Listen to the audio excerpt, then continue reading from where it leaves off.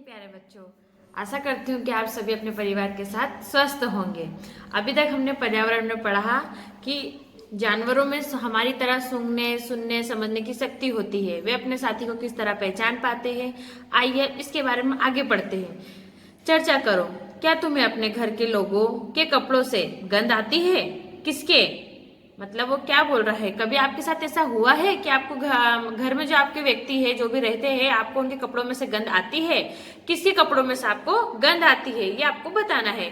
कभी किसी भीड़ से भरी जगह जैसे मेले में, बस में, ट्रेन आदि में तुम्हें गंध का एहसास हुआ है? बताओ कैसा लगा। आपने देखा होगा कभी कभी हम निकलते किसी भीड़ वाली जगह से या किसी मेले में से निकलते या कभी बस में, ट्रेन में अजीब सी स्मेल आती है, हमें कभी कभी कैसा लगता है, अजीब सी घुटन होने लगती है। तो आपके साथ ऐसा हुआ है कि नहीं? आपको अपने विचार बताने हैं। ऐसा क्यों? आज रजनी को जरूरी काम से कहीं जाना पड़ा। अपने 6 महीने के बेटे दीपक को वह अपनी बहन सुशीला के पास छोड़ गई।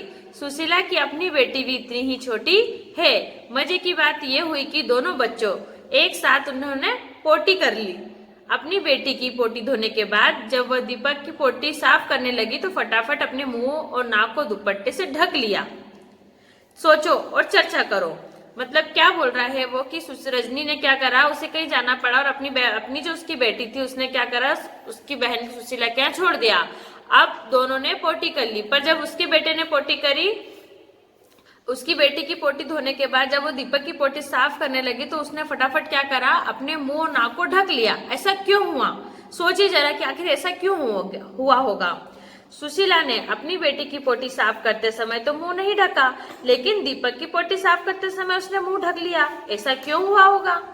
जब तुमने कूड़े के ढेर के पास से गुजरते हो, वहां की गंध तुम्हें कैसी लगती है? उस बच्चे के बारे में सोचो जो दिन में कई घंटों तक इसी कचरे में के ढेर में से चीजें बीनता है।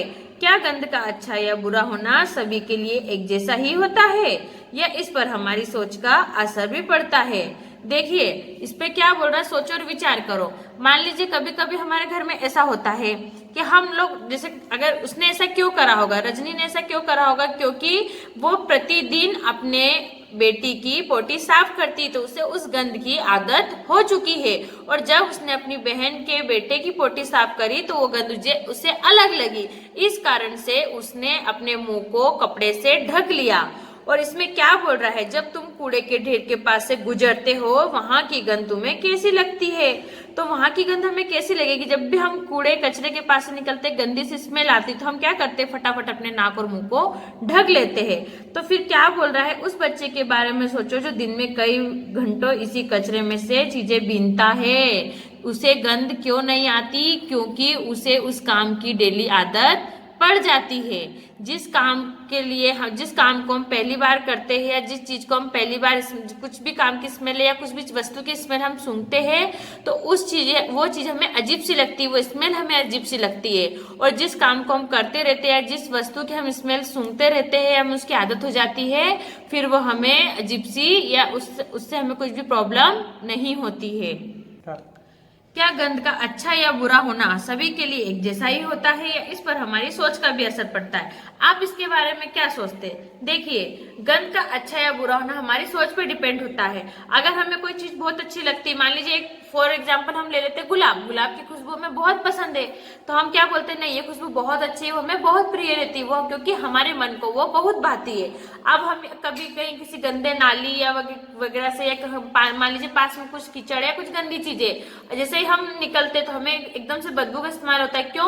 क्योंकि हमें महसूस होता है कि वो चीजें गंदी है या अजीब सी स्मेल यहाँ से आ रही है। इसलिए ये कथन सही है कि गंध का अच्छा या बुरा होना हमारी सोच पर ही निर्भर करता है।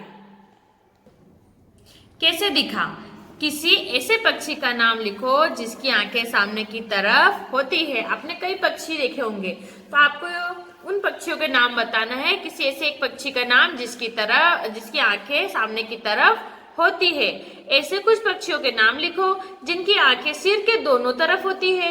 इन पक्षियों की आंखों का आकार उनके सिर की तुलना में कैसा होता है? ये विद्यार्थी स्वयं करेंगे और बताएंगे। ज्यादातर पक्षियों की आंखें उनके सिर के दोनों तरफ होती है। पक्षी एक ही समय में दो अलग अलग चीजों पर नजर डाल लेते हैं। जब ये बिल्कुल सामने देखते हैं तब इनकी दोनों आंखें एक ही चीज पर होती है। तुमने देखा होगा कई पक्षी अपनी गर्दन बहुत ज्यादा हिलाते हैं। जानते हो क्यों? ऐसा क्यों होता है? ज्यादातर पक्षियों की आंखों की पुतली घूम नहीं सकती, वे अपनी गर्दन घुमाकर ही आसपास देखते हैं। आपने देखा होगा ज्यादातर पक्षी क्या करते हैं, सामने की ओर देखते हैं और अगर एक साथ दो चीजों को देख लेते हैं। और कई पक्षियों के साथ क्या होता है कि वो अपने आंखों की पुतली, जैसे हम लोग इधर उधर अपनी आंखों की पुतलियां जब देखते हैं तो घुमा लेते हैं, अधिकतर पक्षियों के साथ ऐसा होता है कि उनकी आंखों की पुतलियां नहीं घूमती है, तो वो अपनी गर्दन का इस्तेमाल करते हैं, गर्दन हिलाते हैं और इधर उधर घुमाकर गर्दन को देख लेते हैं। तुम भी अलग अलग तरीके से देखो, कभी आप भी कोशिश करिए इसे करने की। तुम अपनी दाईं आंख बंद करो या हाथ से ढको। आप इस प्रैक्टिकल को करके देखिए। तुम अपनी दाईं आंख को बंद करो या हाथ से ढको, उसी समय तुम्हारा साथी तुम्हारे बिल्कुल दाईं तरफ थोड़ी दूर पर खड़ा होकर कुछ एक्शन करे। अब देखिए क्या होता है। क्या तुम बिना गर्दन घुमाए अपने साथी के एक्शन को देख पाते हो? जब तुमने दोनों आंखें खोलकर बिना गर्दन घुमाए दाएं तरफ खड़े साथी के एक्शन को देखा, दोनों तरीकों से देखने पर क्या अंतर पाया? आप ये प्रैक्टिकल करेंगे और आपने क्या महसूस करा और आपके साथ क्या हुआ, आपको बताना है, करके देखना है सभी को। अब गेंद या छोटा सिक्का उछालकर पकड़ने का खेल खेलो। आपको क्या करना है, गेंद लेना है या छोटा सा सिक्का ऊपर आप उछालिए, उसे पकड़ने की कोशिश करो। ये खेल आप खेलो, एक बार दोनों आंखें खोलकर और एक बार एक आंख बंद करके। किस स्थिति में उसे पकड़ना आसान लगेगा है, ये आपको करके देखना है।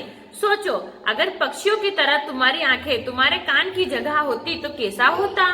तुम ऐसे क्या क्या काम कर पाते हो जो अभी नहीं कर पाते हो, आपको ये देखना है कि आप मान लीजिए, अगर सोचिए पक्षियों की तरह आपकी आंखें भी आपकी कान की जगह होती तो आपको कैसा लगता, आप कैसा महसूस करते हो, क्या करते? तुम ऐसा क्या क्या काम कर पाते हो जो अभी नहीं कर पाते हो?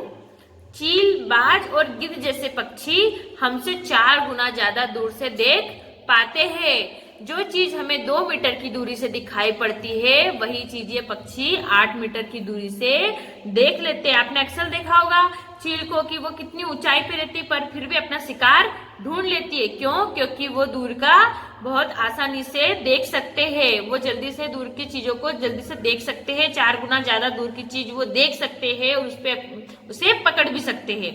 क्या तुम सोच सकते हो जमीन पर पड़ी हुई एक रोटी किसी चील को कितनी दूर से दिखाई दे जाती होगी? आपको अपने विचार बताना है। आपने अक्सर देखा होगा कि चील जो है अपना शिकार, अपना भोजन खोज लेती है, तो वो आपके अंदाज से वो कितनी दूरी पर अपना शिकार या अपना भोजन ढूंढती है। मजेदार बात और, जैसे हमें इतने सारे रंग दिखाई देते हैं, उतने रंग जानवरों को दिखाई नहीं देते। देखो इन जानवरों को ये चित्र कैसे दिखाई दे रहे हैं। आप सभी नीचे देख रहे हैं कि जानवरों को चित्र कैसे दिखाई दे रहे हैं। आमतौर पर माना जाता है कि दिन में जागने वाले जानवर कुछ रंग देख पाते हैं और रात में जागने वाले जानवर हर चीज को सफेद और काली ही देखते हैं। आशा करती हूँ कि आप सभी को वीडियो समझ में आई होगी। अगर इसमें कुछ गलती होती है तो उसके लिए मैं आपको से क्षमा चाहती हूँ। जय हिंद, जय भारत।